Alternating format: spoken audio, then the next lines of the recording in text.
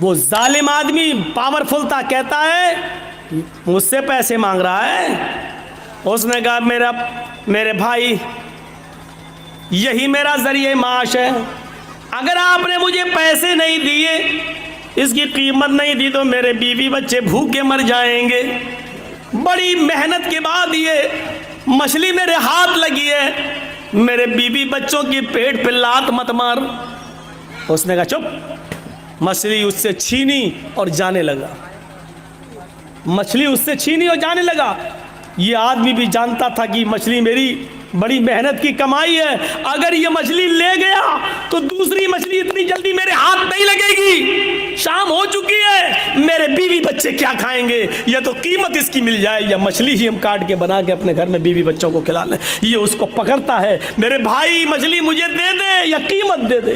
اس نے اس کا ہاتھ جھٹک دیا، ہٹ چل، اور پھر آگے بڑھا۔ اس نے مچھلی پکڑ لی، میرے بھائی یا تو مچھلی دے دے یا اس کی قیمت۔ اس نے پھر جھٹکا، اس نے اس کا ہاتھ پکڑ لیا۔ اللہ کے بندے ایک غریب آدمی کے اوپر رحم کر۔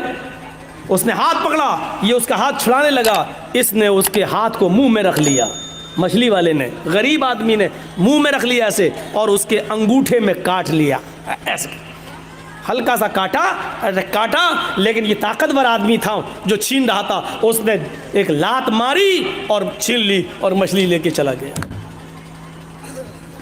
یہ آدمی اپنے گھر آیا، اپنے دوستوں کو بلایا، پارٹی کرتا ہے، مچھلی کاٹی جاتی ہے اور پارٹی کی جاتی ہے۔ یار دوستوں نے مل کر مچھلی کھائی۔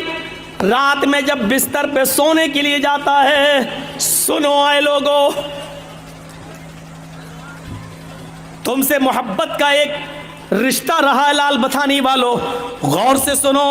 رات میں جب بستر پہ سونے کے لیے جاتا ہے تو اس کے انگوٹھے میں درد شروع ہوتا ہے۔ اس نے کپڑا پڑا لپیٹا لیکن درد میں اضافہ ہوتا چلا گیا۔ پوری رات کروٹوں سے گزرتی گئی، اس کو نیند نہیں آئی، لیکن رات کی تاریکی میں جائے تو کہاں جائے؟ کبھی اپنی بیوی سے کہتا، کبھی خود اس کو انگوٹھے کو پکڑتا، درد سے کراتا پریشان ہو جاتا ہے۔ فجر کی نماز کا انتظار کرتا ہے، فجر کی اذان کی آواز دھیرے دھیرے رات کٹ جاتی ہے، فجر ہو جاتی ہے، مسجد کے اندر جاتا ہے، نماز پڑھتا ہے۔ جو حکیم طبیب مسجد میں نماز پڑھنے آتے ہیں، یہ اس کے پاس جاتا ہے، انہوں نے اپنے گھر لے گئے اور لے جانے کے بعد اس کے انگوٹھے کو دیکھا۔ اس زمانے میں کچھ لیپ ایپ لگایا جاتا تھا، لیپ ایپ لگایا گیا، لیکن درد میں اضافہ نہیں، اضافہ ہی ہوتا گیا۔ 4-5 دن ایسے ہی گزر جاتے ہیں، درد میں کمی نہیں ہوتی۔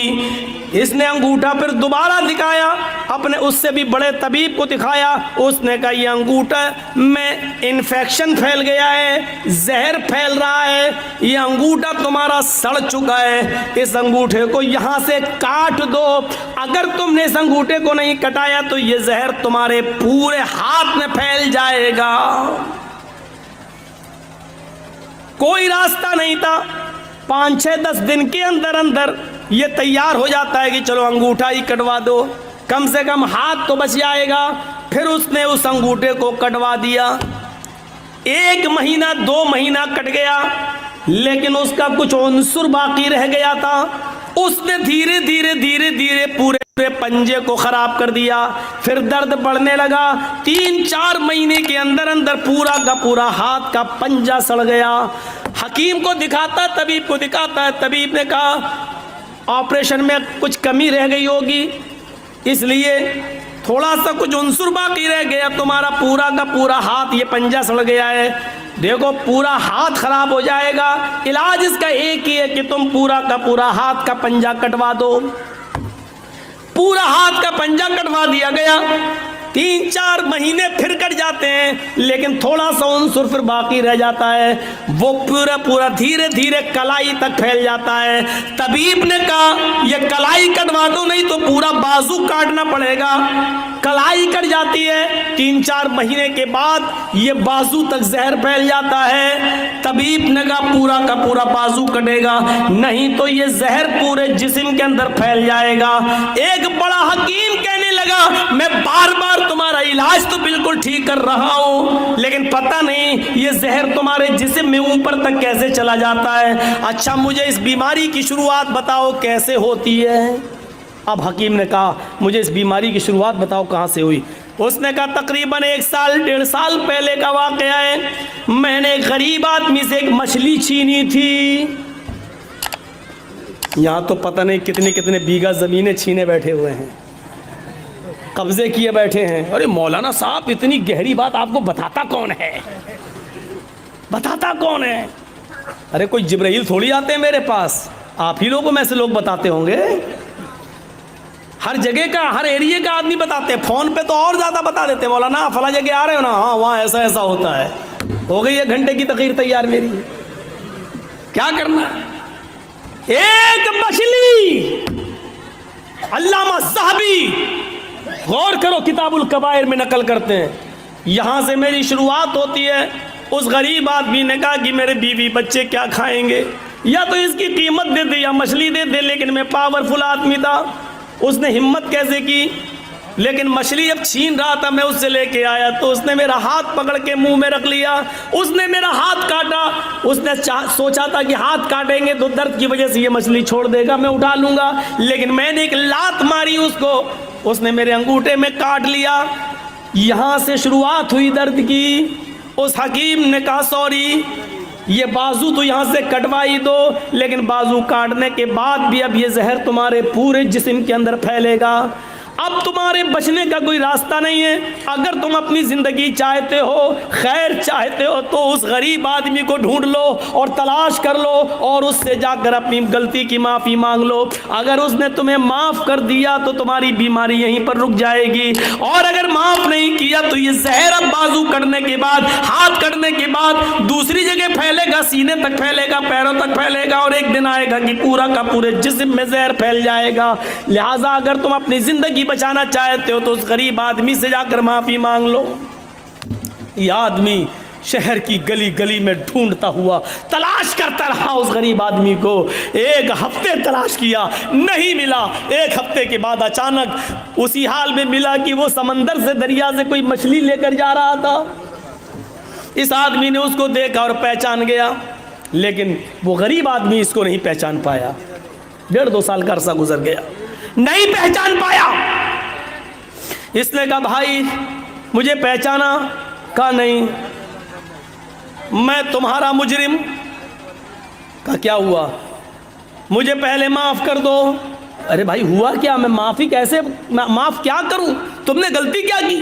کہا میں نے غلطی کیا کی؟ یہ مچھلی ہے تمہارے ہاتھ میں؟ ہاں۔